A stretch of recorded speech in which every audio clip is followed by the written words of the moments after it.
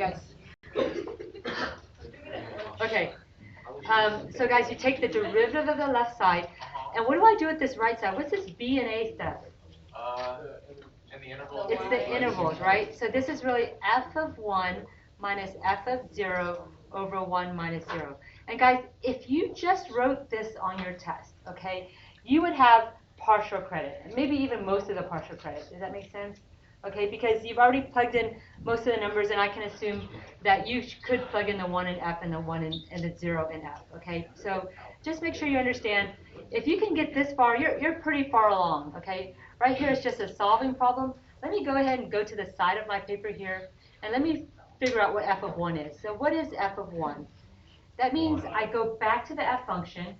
Everywhere there's an x, what do I put in?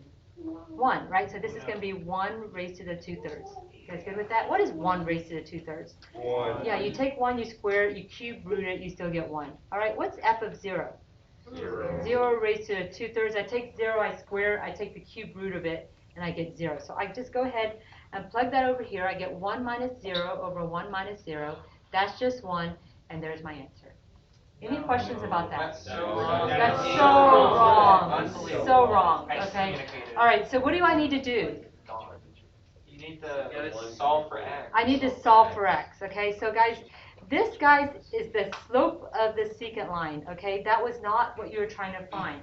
You're trying to find the x where the slope of the tangent line is equal to the slope of the secant line. So what we have to do is change this into a format that you can actually solve for x.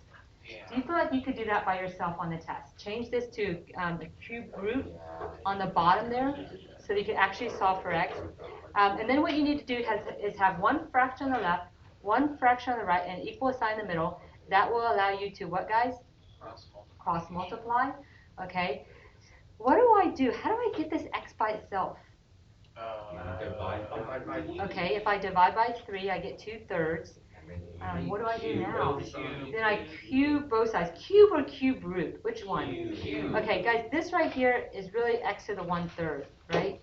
So I want to change it to x. So the way I'm going to change it to x is I raise to the 3rd power, right? If I raise that to the 3rd power and I raise that to the 3rd power, then I'll get x on this side. And what's 2 raised to the 3rd power? 8 over 27, and there's my answer. Okay? Guys, you need to check to make sure that this is inside the interval. Is 8 over 27 in the interval from 0 to 1? Yes, so we're good. Okay? Any questions about how to do MBT? You're going to get this one right on the test, right? Okay, so go ahead and pass up your warm-ups, guys. Can you look at this problem? I know you've seen something similar. And tell me the answer. A, B, C, D, or E? A, B, C, D, or E? E. Take a look at this. I also believe E is the answer. Are you sure? Yes. Like 90% sure. Okay. You want to know where f prime is positive, right? And over here you want to know where f double prime is positive. And we know when f prime is positive that f is increasing. And we know when f double prime is positive that f is what? Concave up. So where on this picture, this is actually a picture of f or y, okay? Where in this picture is your y value both increasing and concave up, okay? So this is increasing here, and this is increasing here, and this is not concave up. Is everybody good with that, okay? But this right here is concave up, so your answer is E. Why isn't the answer D? Isn't this concave up? That prime is C, baby. It is concave up, see? It's concave up. Why is it the answer D? Because the derivative here is what?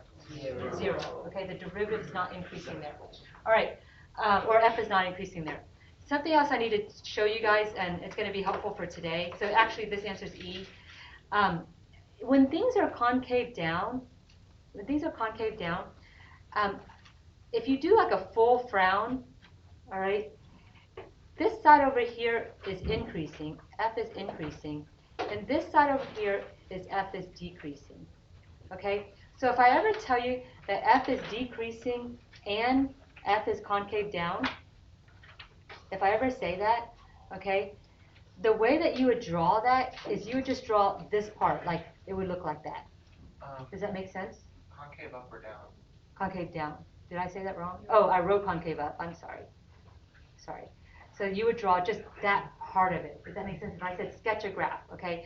So for example, if I said sketch a graph where f is increasing and f is concave down, try to get something different here. F is increasing and f is concave down. You would draw the f concave down graph, but which part of this do you want for the f increasing? Do you see it's just this part, right? This part f is increasing. This part f is decreasing. So you would just draw that, if that makes any sense, okay? So we're going to use that today as we draw these different curves. All right, you've memorized this, right? Yeah. Okay, so I'm not going to talk more about that. It'll be on a formula quiz on Thursday. So this is what we're going to do today. We're going to use things that you learned in Algebra 2, your x and y intercepts, symmetry, not so much domain arrangements that is helpful to you. Continuity, vertical asymptotes, horizontal asymptotes. You learned vertical asymptotes in Algebra 2, right? And you're learning horizontal asymptotes here. And then all the calculus things that you've learned. We're going to put them all together and put them into a graph. Actually, before I start, let's look at our homework. What homework questions do you guys have? So solutions were online. Hopefully that was helpful. What homework questions do you have? Yes, Miriam. I had a question about 2B. Okay, so let's look at 2E. Oh, 2B. 2B, or not 2B? Okay. That's a question. That is her question. Yeah. Okay. Okay. All right, what's your question? For when you're justifying the absolute minimum, are you saying you have to put all three of them? Yeah, you have to put all three of them. Yeah, you have to say that, first of all, this is always sloped this way and this is always sloped this way. So therefore, because of that, the minimums must be occurring at the endpoints. And then when you look at the endpoints, you're like, okay, this endpoint over here is higher than this endpoint over here, so therefore this is the answer. Yes. This is nice to think about and logic through. Your test question will be similar to this, but not as hard. So just letting you know. Okay. Yeah. Also 2D. 2D. When you like sketch it out. Yeah, when you sketch it out. Is this 2D right here? Yeah. Okay. Yes. At x equals 1, your POI point, did you just like put it anywhere, or did you have like? Yeah. We don't know where the y point is. So it's yes, it's anywhere. Yes, the POI is anywhere on the y, but we know it has to line up with the 1. Okay. Yes. Okay. Good question. Yes. So whenever you're graphing that, how do you know it's a sharp turn? Okay. Yeah, that's a good question. How did I know it's a sharp turn? What was happening at -1? So if you go look at your table, what was happening at -1? You have this is d and e right here, right? You have the first derivative is d and e, okay? Remember, when the first derivative is d and e, that means the first derivative doesn't exist, right? I'm like you and you're like me, no differentiability. So what are the choices we have at -1? Sharp, turn, vertical, tangent, any discontinuity. So those are only our 3 choices. You're good with that? I mean, really 5 choices, but let's just write them. Here are our choices here at -1. It's either going to be a sharp turn, or it's going to be a vertical tangent, or it's going to be discontinuous, a discontinuity. Okay, first of all, if you read up here, and guys, be careful on this on your test. Read everything they give you. What did they say about F? Okay, so already I know there can't be a discontinuity there. Okay, so it's a choice between sharp turn and vertical tangent line, okay? Guys, if it's a vertical tangent line, let me just draw a vertical tangent. How does a vertical tangent line draw? Like that. A vertical tangent line draws like this, okay? If you ever have a vertical tangent line, or it could draw like this. Does that make sense? Okay. If you ever have a vertical tangent line, if this is increasing, this must be increasing. All right, but you have to have increasing, or decreasing. It's got to go. You can't have a relative max or relative min. And so over here, you know you have a relative max, and so therefore it must be a sharp turn. Okay. Same thing with horizontal tangent lines, guys. When you do a horizontal tangent lines, you can't have a relative max or relative min. That's when you know it's a horizontal tangent line. Okay. So good question on that. Any other questions, guys? Okay, so make sure, this is a good question for your test, okay? Your test question is not going to be as hard as that justification, but it will be very similar to this type of information being given. Let's go back to this right here. What I'd like to do is just take out your homework, and let's just let's just do it together. Here we go. Let's look at number 1. These numbers are kind of funky, guys, because it was taken from a book. Okay. Someday I'll change these numbers. But right now, let's just look at the first function. Okay. And we're going to have a lot of fun with this. Okay. What we're going to do is we're going to draw y without putting it into the calculator. Okay. And you can do this. And we're going to draw all the concavities and everything using what you've learned. The first thing we're going to do is find the horizontal and vertical asymptotes. Okay. And you'll see, like on your right side, it'll say HA blank, VA blank. That's how your test will look too, okay? Your test will look exactly like one of, like your setup, the way the setup is here, that's what your test question is going to look like. You have 10 questions on your test. Each one has multiple parts, because 10 questions is too few. And one question is like this, okay? All right, so let's find the horizontal asymptote. Guys, to find HAs, you do what? To find HAs, you take the limit both ways. All right, so let's go ahead and take the limit as x goes to infinity of x squared over x squared plus 3. And I'm also going to take it to negative infinity, but guys, remember, if you have a polynomial over a polynomial, whether you take it to positive infinity or negative infinity, you should get the same answer, okay? So let me take it to positive infinity. What I do is I find the leading terms in each of these. So these are the leading terms, okay? It's either big over small, small over big, or the ratio of the coefficients. What's the answer here? 1. Is everybody good with that? The ratio of the coefficients. So what that means is that there is a horizontal asymptote at y equals 1, okay? If you go to negative infinity, you'll get the exact same answer. All right, let's look at the vertical asymptote. The vertical asymptote is to take HAs, you take the limit both ways. To take VAs, or to find VAs, remove the holes, set the bottom equal to 0, because 0 rhymes with hole, okay? So you're going to find the holes here. Do you guys see there's no holes? What you do is you factor, and you say, okay, what can I cancel out with x's in them? You can't cancel out anything with x's in them, so there's no holes. And so all you do is you set the bottom equal to 0. And so that gives me x squared is equal to negative 3. And guys, some of you guys are having trouble with this. Some of you guys are telling me that this is equal to x squared plus or minus the square root of 3. But that's not true. This is equal to plus or minus the square root of negative 3. Okay, what is the square root of negative 3? It's an imaginary number. We don't graph imaginary numbers in this class. You will if you keep on going with math, okay? But we're not going to do it in this class. So you just say here that there are no VAs. There are no real VAs, okay? There are imaginary VAs, but no real ones, all right? And so let's just think about what we've done so far, okay?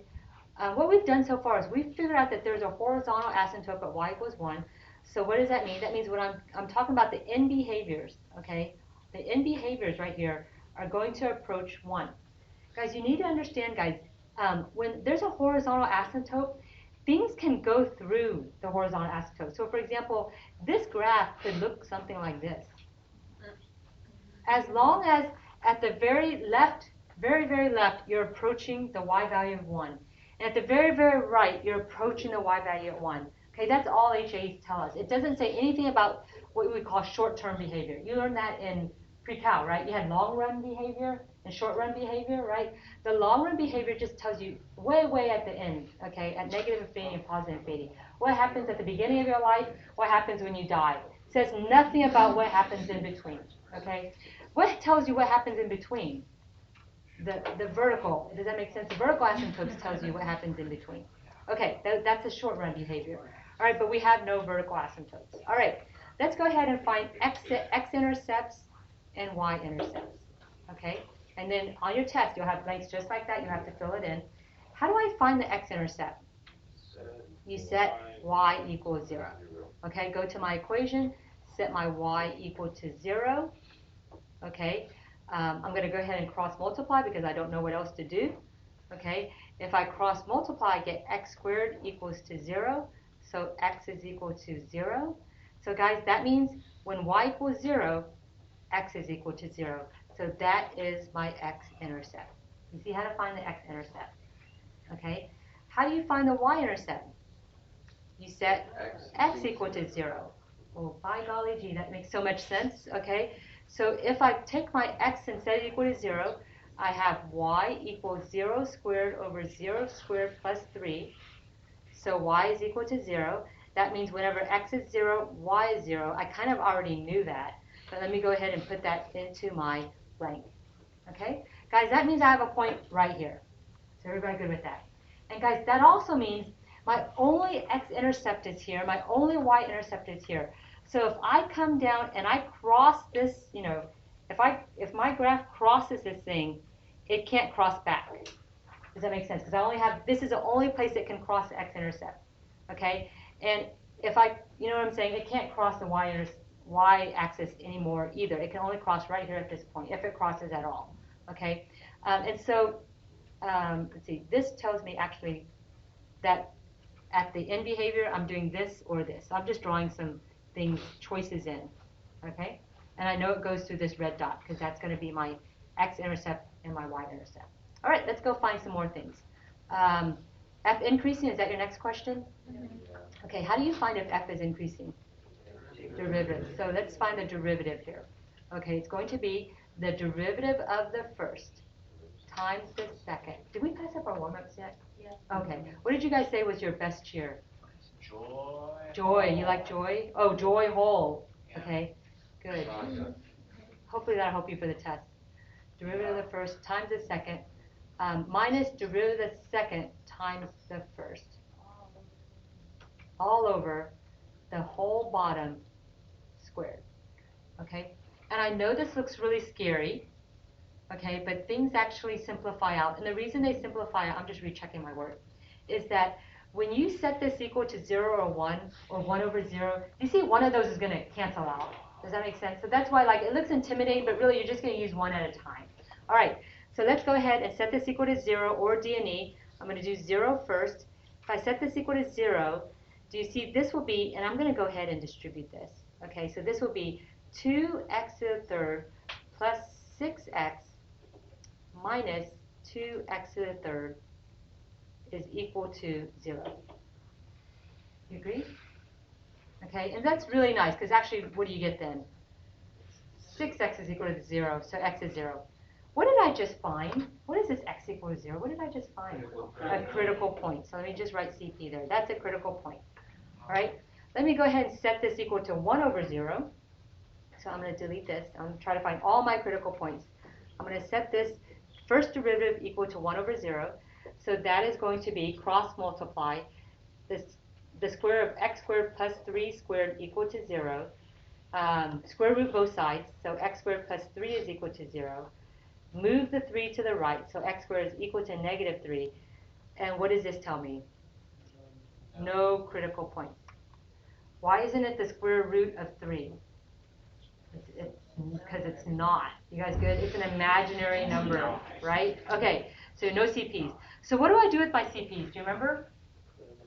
Put them into an F prime number line. So I'm going to move over here, and just for fun, I'm going to line up my F prime number line right with my critical points. Okay, so this is going to be 0. This is F prime. Okay, so what's going to happen here? What do you do after you put your critical points into your F prime number line? You test numbers. Okay, you test your intervals. What's a good number less than 0? Negative 1. What's a good number greater than 0? 212. All right. Guys, on this side, remember the numerator is actually just 6x, right? The numerator is just 6x. So I'm going to simplify this a little bit. I'm going to rewrite my y prime. My y prime, remember, is just 6x over x squared plus 3 squared. Okay? If I plug in negative 1, remember, you just need to know positive or negative, okay? If you plug in negative 1, do you see you're going to square the negative 1? Right, so that's always going to be positive. So the denominator is always going to be positive. If I plug in negative 1 on the top, you'll get a negative. So negative divided by positive is negative. What if I plug in 212? If I plug in 212, the denominator is still positive. If I plug in 212, the numerator is positive. So I get positive, negative, positive. What does this tell me about F? Remember, I'm trying to draw F. It tells me that F is what? Decreasing, and then it's increasing, okay? So let me think about what's going on here. Guys, F is decreasing, so that means F, if I were connected to this, okay, it would have to be, like, it's impossible. Like, how would you approach this and be decreasing?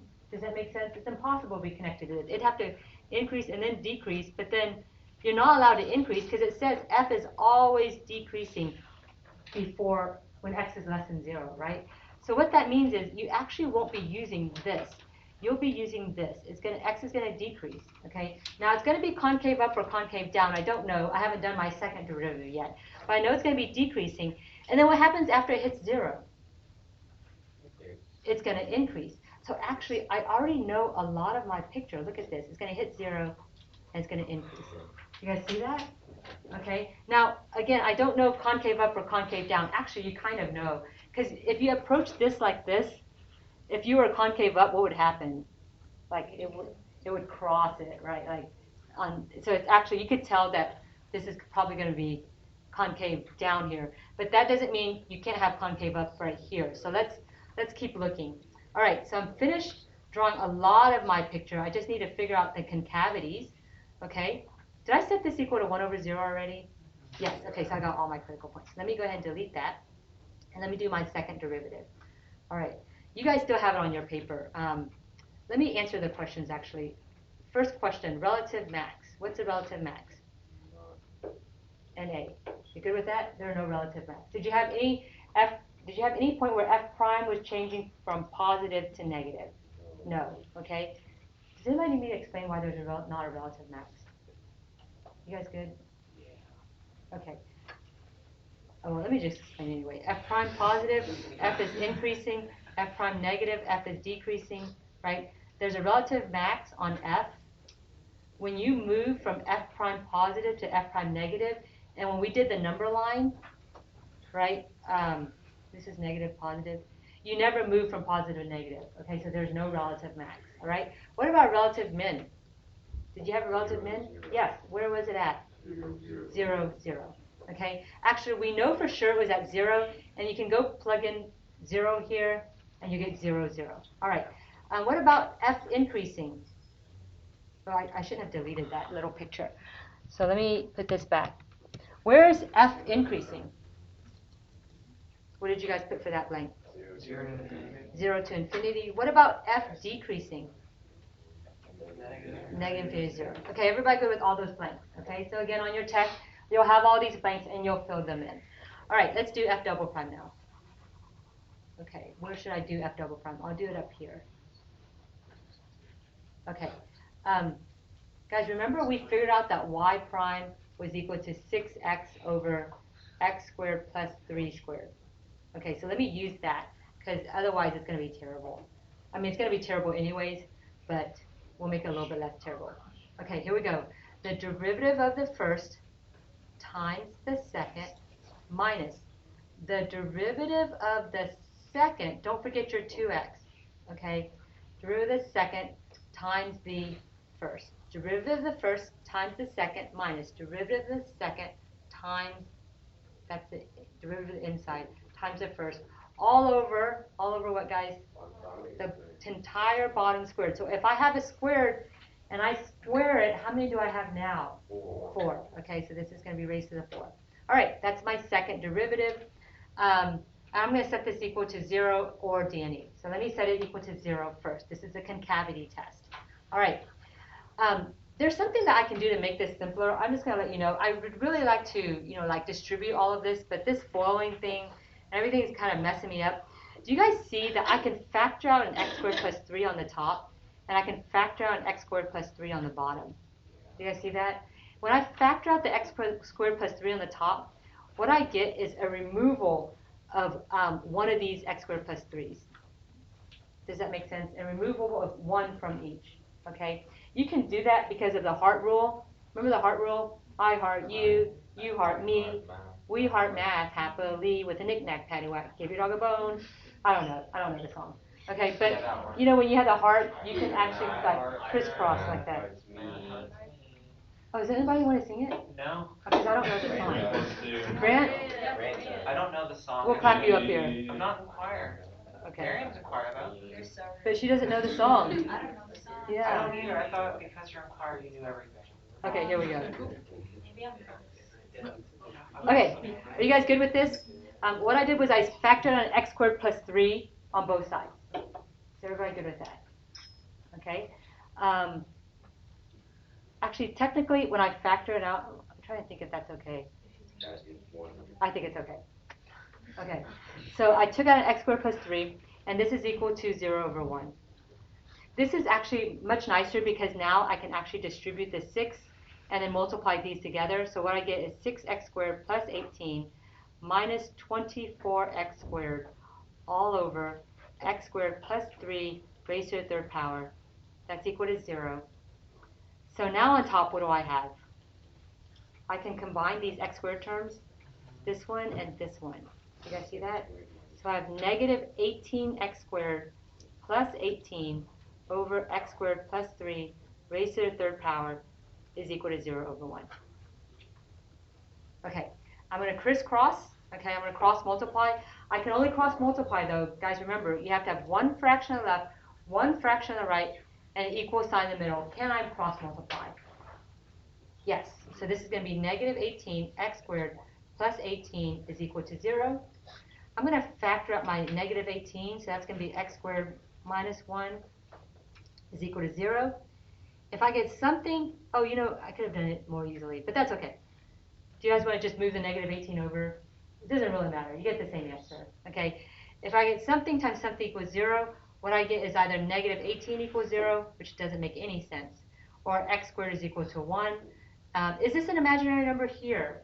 No. So x is going to be plus or minus 1. Okay, guys, we've done so much work, but what does this x equals plus or minus 1 mean? Potential POI. Okay, that's what it is. It's a possible POI or a potential POI.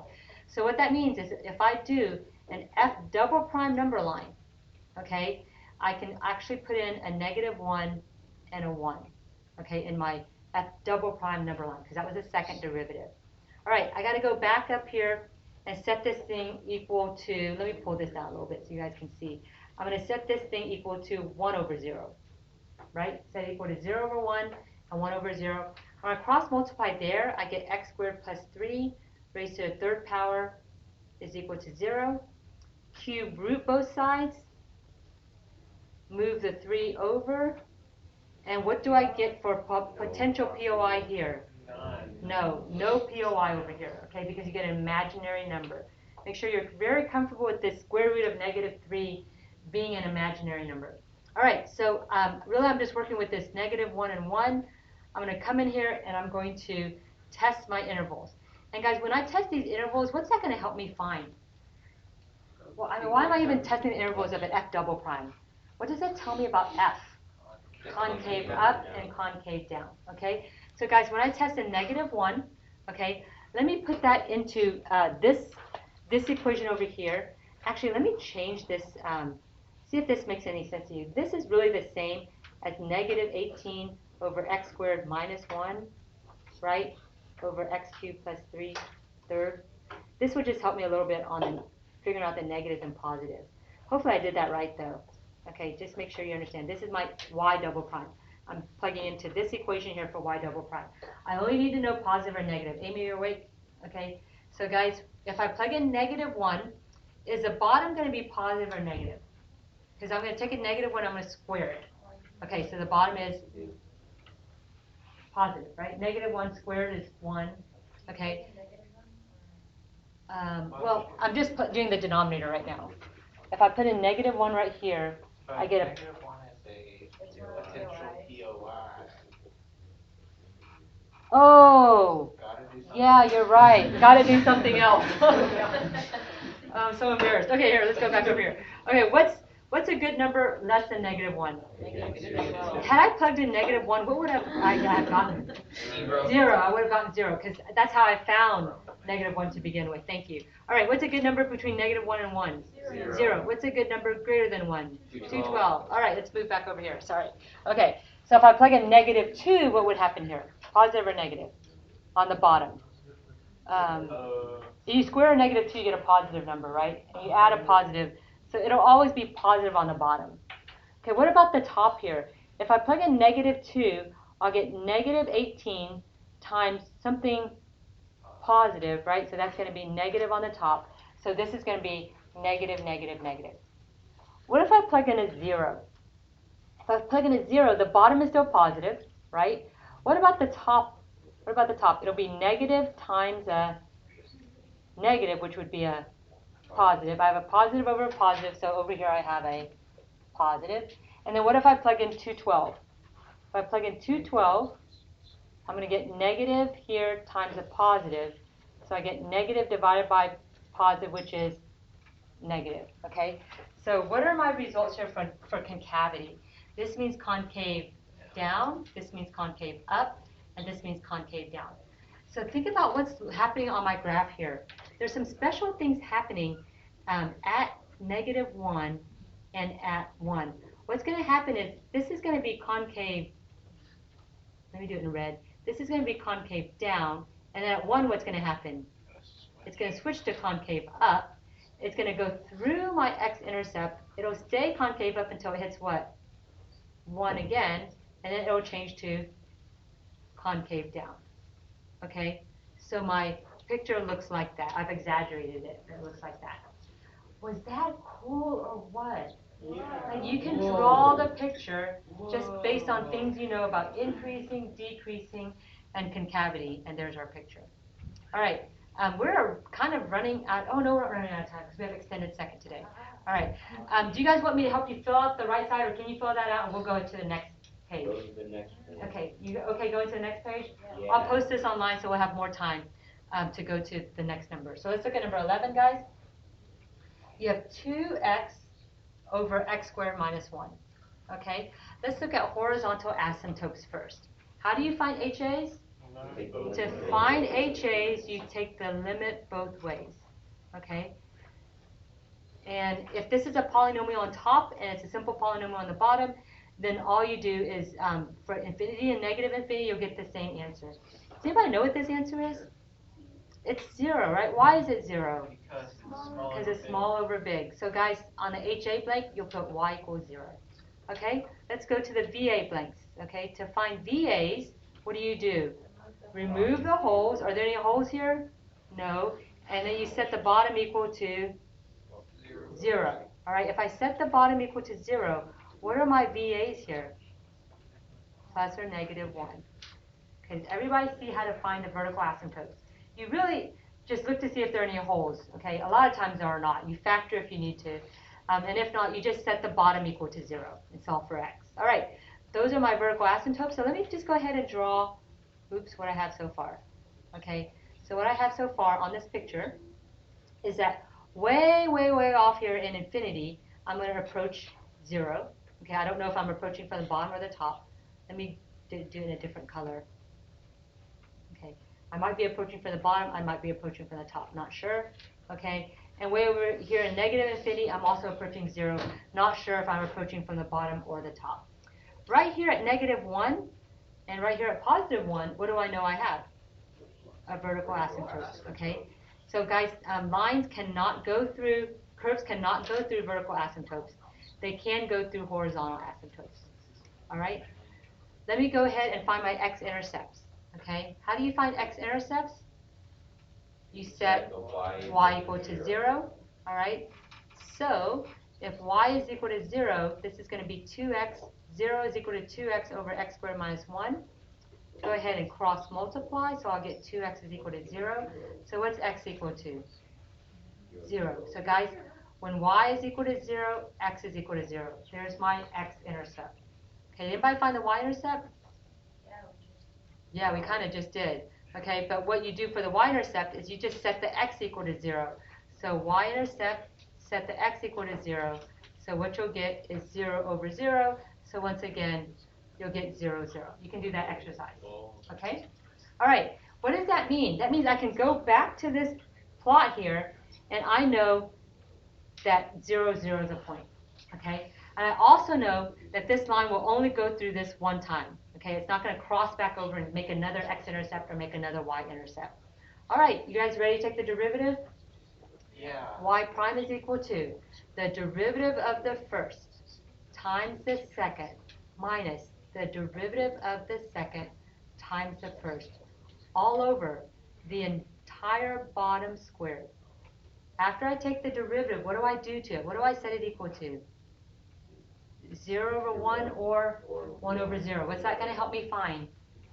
My critical points. All right, let me go ahead and, on the top here, let me go ahead and distribute. Maybe that'll help me. So I get 2x squared minus 2 minus 4x squared all over the quantity x squared minus 1 quantity squared.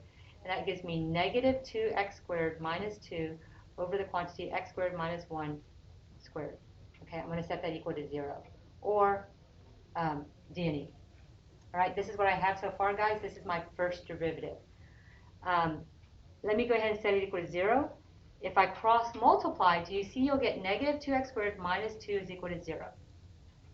Okay, if I set it equal to 1 over 0, when I cross multiply, I'll get x squared minus 1 squared equal to 0. X squared minus 1. Okay, I need to solve both of these equations. Whatever answer I get, that's going to be my critical points. You guys good with that? If I solve the left side, what's the strategy here? Move the 2 over, divide both by negative 2. So x is equal to plus or minus the square root of negative 1. That's so wrong. That's so wrong. So there's no critical points here. Okay, let's look at the right side. Guys, if I square root both sides, I'll get x squared minus 1 is equal to 0. X squared is equal to 1. So what's happening at the x here? Plus or minus 1. What is this plus or minus 1? I did all this work. I don't even know why I did it. Critical points. Okay, so I'm going to go over here and do my f prime number line. Okay, at f prime at negative 1 and 1, okay, I have critical points. And guys, where did I get this f prime, this plus and minus 1? That's when I set my derivative equal to d/e, right? So there's no differentiability there. I'm like you and you're like me. No differentiability. So what's possible there? Sharp, turn, vertical, tangent, any discontinuity. What happened here? What discontinuity is it? It was the infinite asymptote, okay, the vertical asymptote, infinite discontinuity. Okay, that's what I have there. All right, why did I even do this? Why did I even set up the f prime number line? Find if intervals are increasing or decreasing. So let's go ahead and find some points in between. Okay, give me a good point less than negative 1. Give me a good point between negative 1 and 1. Give me a good point bigger than 1. 212. All right, so I'm going to go find my easiest derivative. I'm seeing this right here. I can make this even a little bit easier to plug in by changing it to negative 2x squared plus 1. Okay, guys, if you're not comfortable with this, then don't do it. But I'm just thinking, if I change it to this, make sure when you distribute it, you get the same thing. I'm thinking this is going to be a little bit easier just to figure out positive and negatives. All right, let's plug in a negative 2. If you plug in a negative 2 here, you see you'll get something, but you'll always square it. Right? No matter what you get, you're going to square it. You see that? So the bottom's always going to be positive, no matter what you plug in.